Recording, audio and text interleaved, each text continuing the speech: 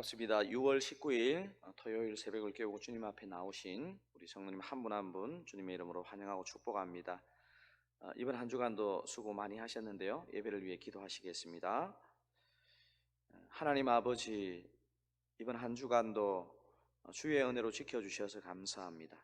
또 한 주를 마감하고 또 내일 주일을 준비하면서 주님 앞에 섭니다. 주께서 말씀해 주시고 은혜의 문, 기도의 문을 활짝 열어 주시옵소서. 감사하오며 예수님의 이름으로 기도하옵나이다. 아멘. 다 함께 새 찬송가 96장, 통일 찬송가 94장, 새 찬송가 96장, 통일 찬송가 94장, 예수님은 누구신가 찬양하시겠습니다.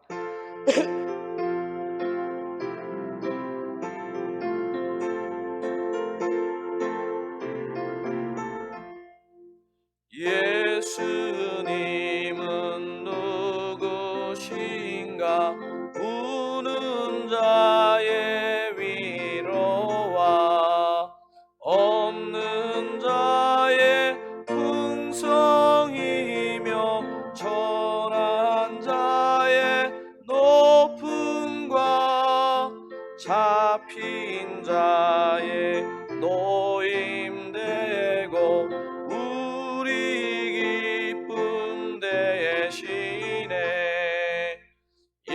예수님은 누구신가 약한 자의 강함과 눈먼 자의 빛이시며 병든 자의 고침과 죽은 자의 부활되고 우리 생명 대신에 예수님은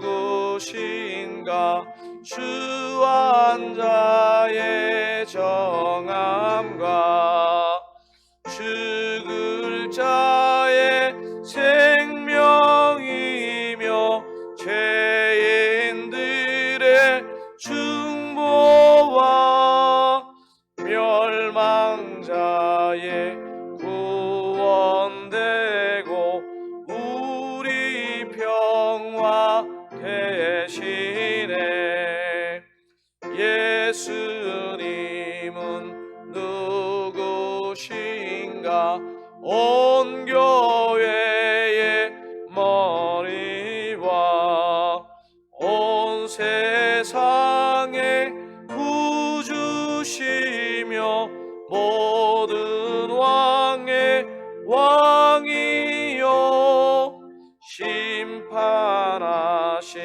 주님 되고 우리 영광 되시네. 아멘.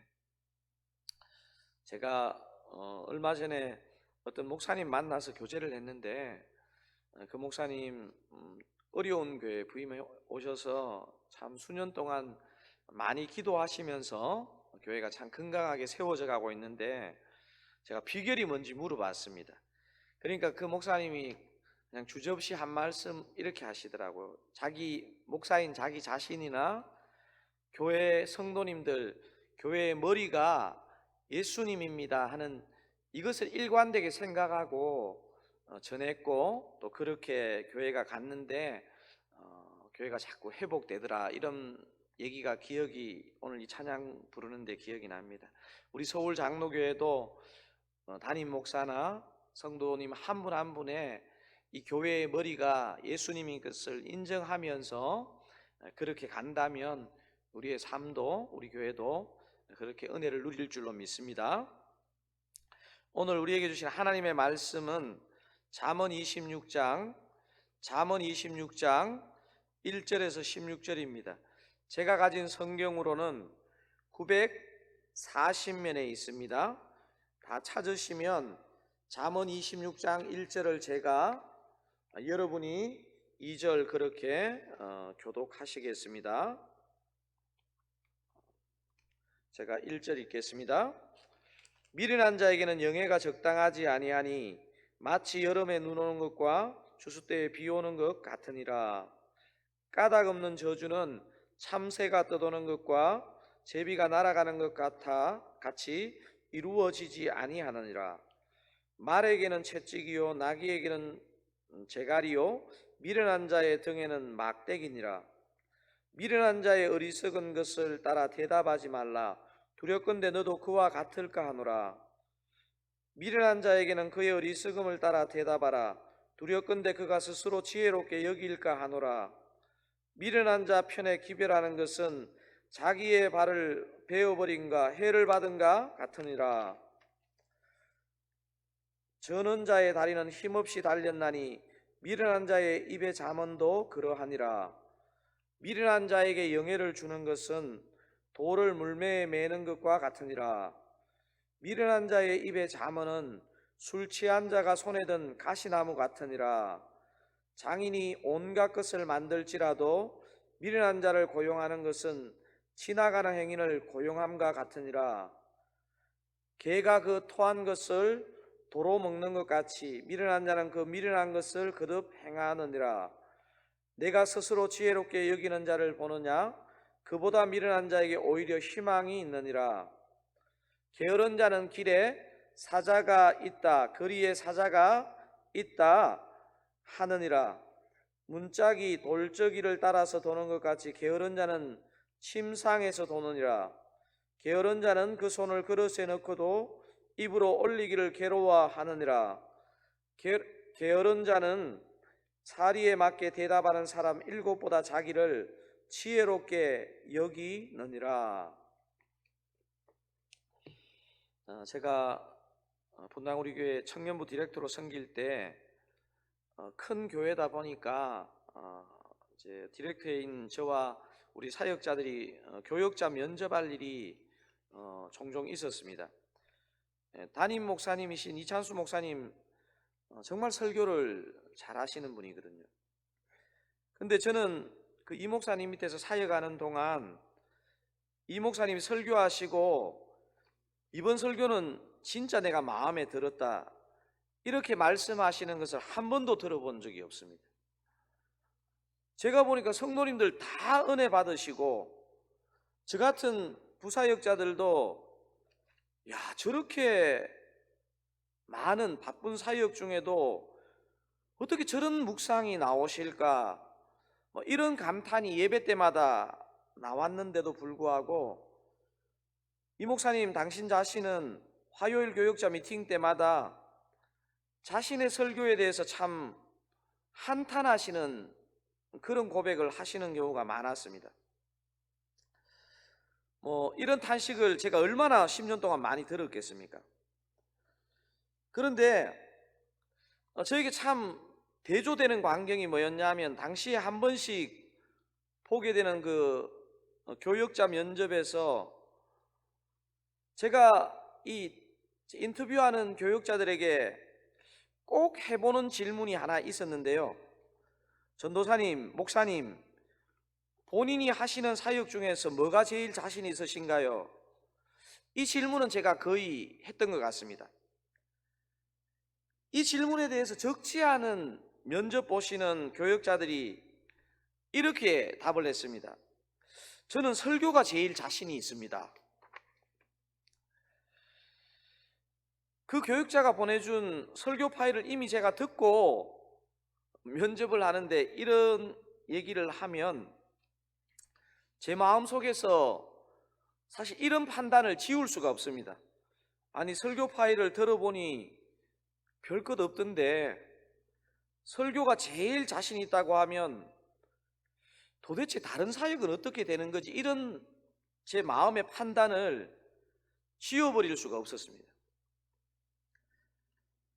저는 설교가 제일 자신이 있습니다. 이런 대답을 한 사역자 중에서 최소한 제가 분당 우리 교회에 있을 때 이렇게 대답한 사역자가 인터뷰를 통과한 적은 없는 것 같습니다.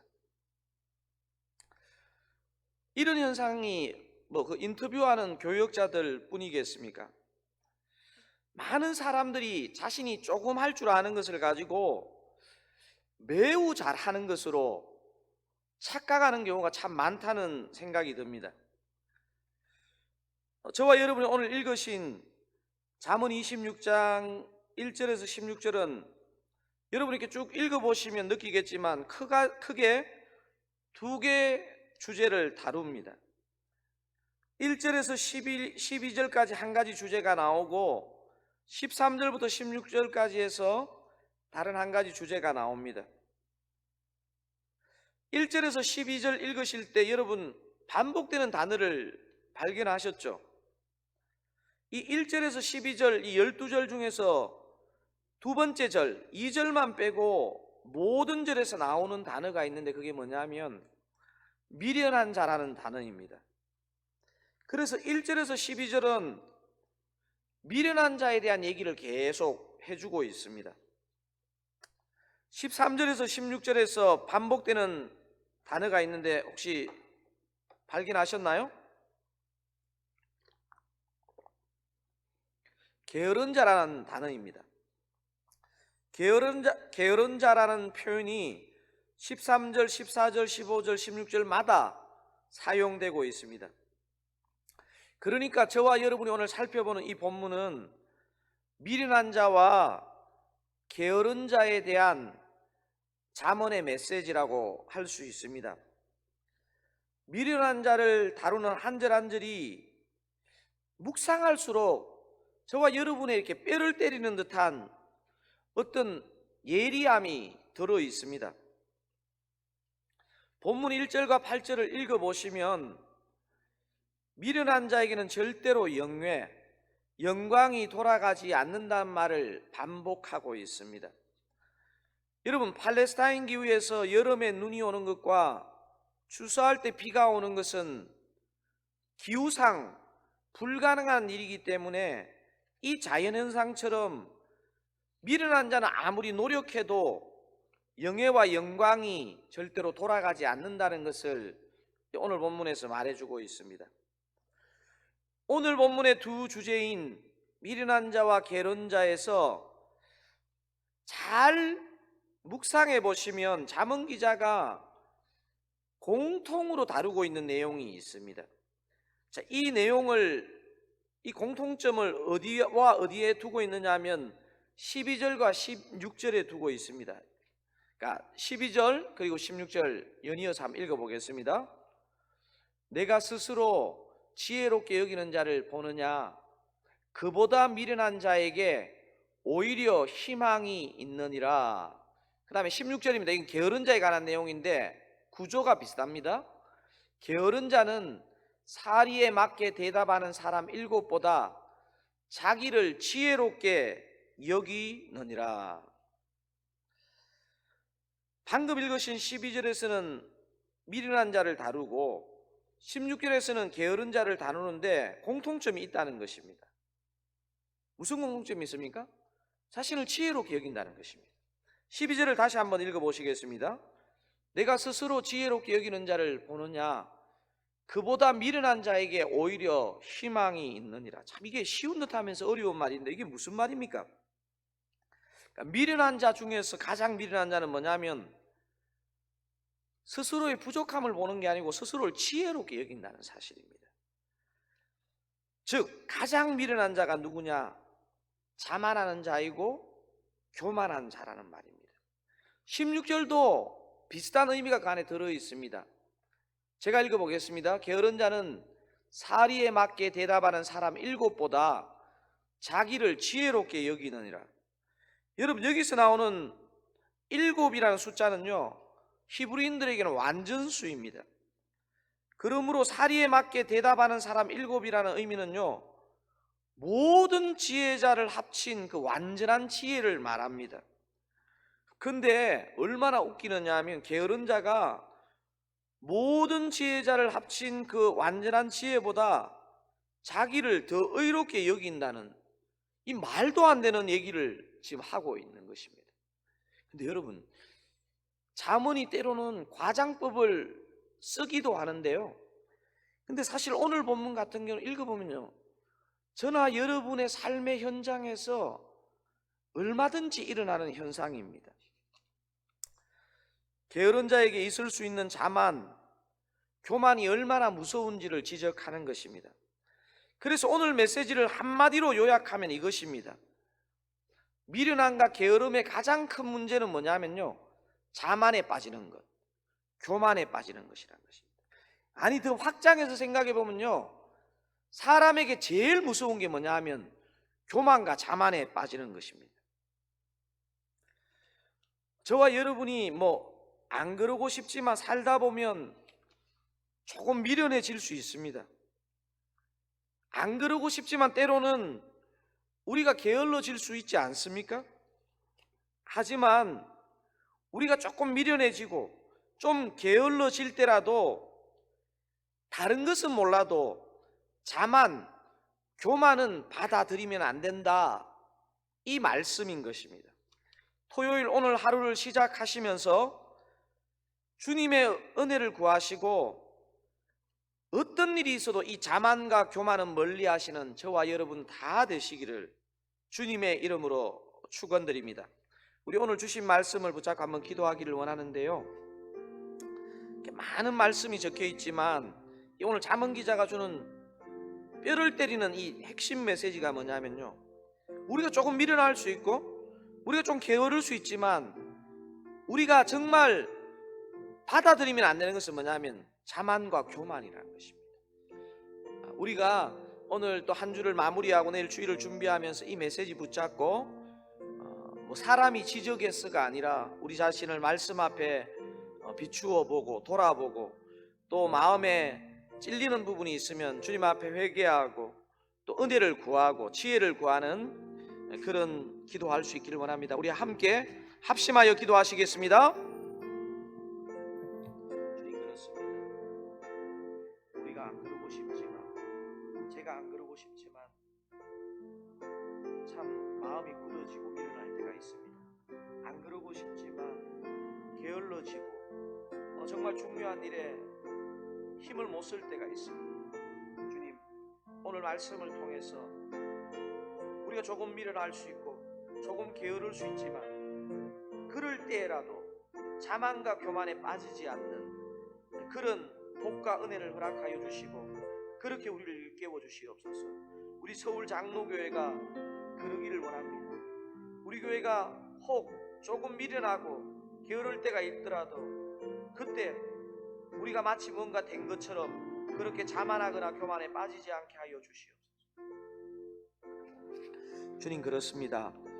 우리가 정말 믿음으로 잘 살고 싶고 성실하게 살고 싶지만 우리가 때로는 조금 미련할 수 있고 또 때로 게으름에 빠질 때가 있음을 고백합니다. 하나님 아버지여, 우리에게 미련함이 있고 게으름이 있을 때라도 우리가 받아들이지 말아야 할 것은 절대로 자만에 빠지거나 교만에 빠지지 말라는 오늘 말씀을 받아들이기를 원합니다. 하나님 아버지, 우리 서울 장로교회가 정말 애쓰지만 조금 미련하거나 조금 게으를 때가 있을지라도 우리가 마치 이미 잘 되고 있는 것처럼 자만에 빠지지 않도록 담임 목사인 저부터 우리 온 성도님들을 겸손하게 또 지혜롭게 또 성실하게 그렇게 빚어 주시옵소서. 그런 은혜가 있는 또 한날 되기를 원합니다. 예수님의 이름으로 기도하옵나이다. 아멘. 우리 오늘 개인 기도하실 때 자신을 위해서 기도하시고 또 교회를 위해서 또 담임 목사인 저를 위해서 내일 예배를 위해서 개인 기도 하시면 감사하겠습니다. 개인 기도 하시겠습니다.